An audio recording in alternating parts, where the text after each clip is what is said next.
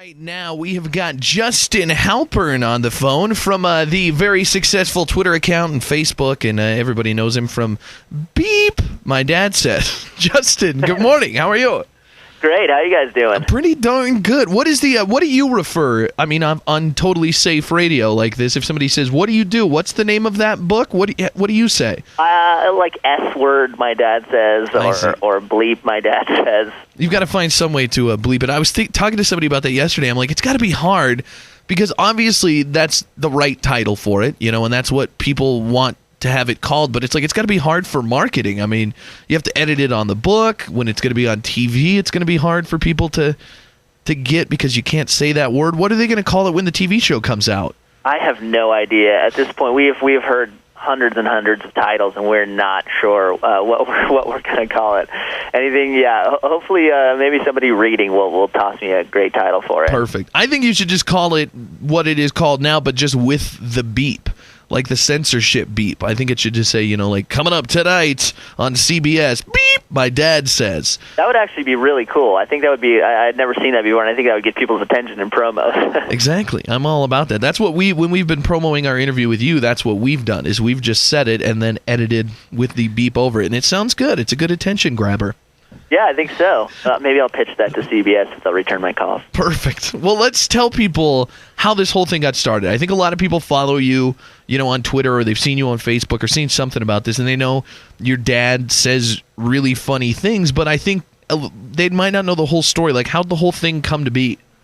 So I had moved back to San Diego to live with my girlfriend. We'd been doing a long-distance relationship, and when I got there, we split up. And I had no place to live. I'd given up my apartment in Los Angeles, and the only place I could live was my dad's house. And I asked him if I could move in, and he begrudgingly kind of said okay. And I just noticed he just would bound into my room and just start saying whatever he wanted to say, no matter if I was working or not. And at that point, I was like, some of these things are pretty funny.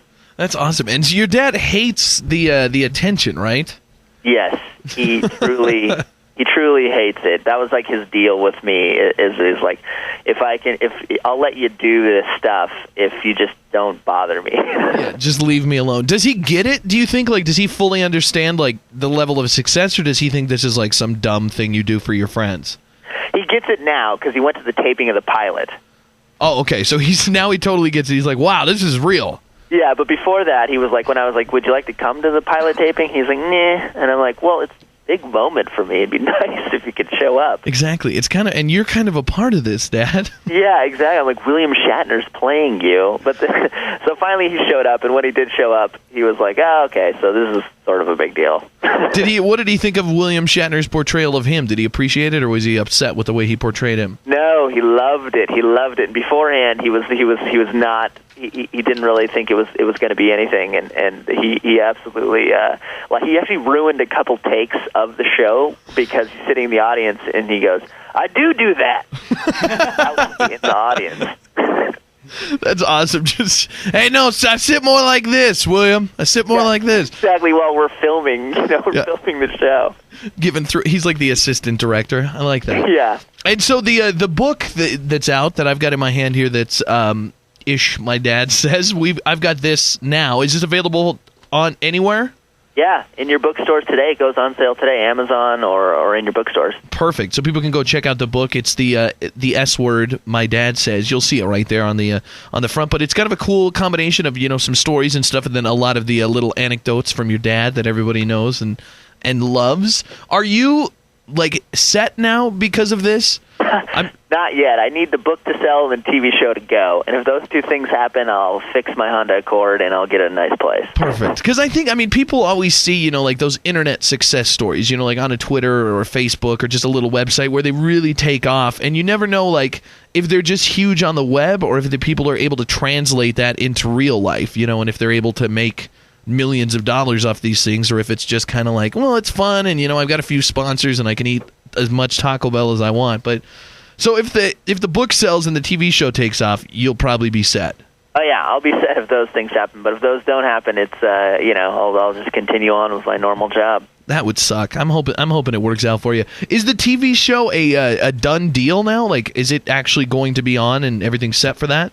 No, not yet. We have to, CBS has to pick it up, so we'll hear in a couple weeks whether or not CBS decides to pick it up and put it on in the fall. Very cool. And what's your involvement with the show? You co-write the show? Yeah, I co-wrote the show with my writing partner, and then the two guys who created Will and Grace, they co-wrote it with us, Max Munchnick and Dave Cohan. Very cool. A lot of people, I think, are worried about how it's going to translate, because it's funny things that your dad says, like, how is that going to become a show? Somebody I talked to yesterday said, sounds to me like that stupid caveman show where they were funny on the commercials, and then it's a show, and it's like they're not funny anymore.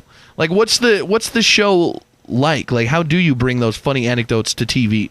Well, I think basically what we tried to do is we tried to keep the aggressive nature of the page, and we made this rule when we started. We're like, if it's something that my dad wouldn't actually say, Shatner won't say it, because we don't want it to like change, the F word to like frick, and the S word to poop. We were just like, if he wouldn't say it, then we won't say it. So we've tried to keep it pretty pure. I mean, it sucks because you don't get to drop as many F bombs as my dad does, but it's held its own pretty well, I think. That's awesome. What'd your dad do for a living? Like before he was your dad now? Like what's your dad's background? He was a doctor of nuclear medicine as a cancer research, and he was also a doctor in the Navy during the Vietnam War. Wow. That's where the Navy, that's where he got that mouth. It's like, that does not sound like a, super smart doctor guy with throwing around the F-bombs, but it's like, oh yeah, you do a little military work there, you're going to be, because that's what's awesome. It's like a mix of like the trucker, guy you'd meet in an alley anywhere, and like a really intelligent person that's lived like a very long life and knows what's up.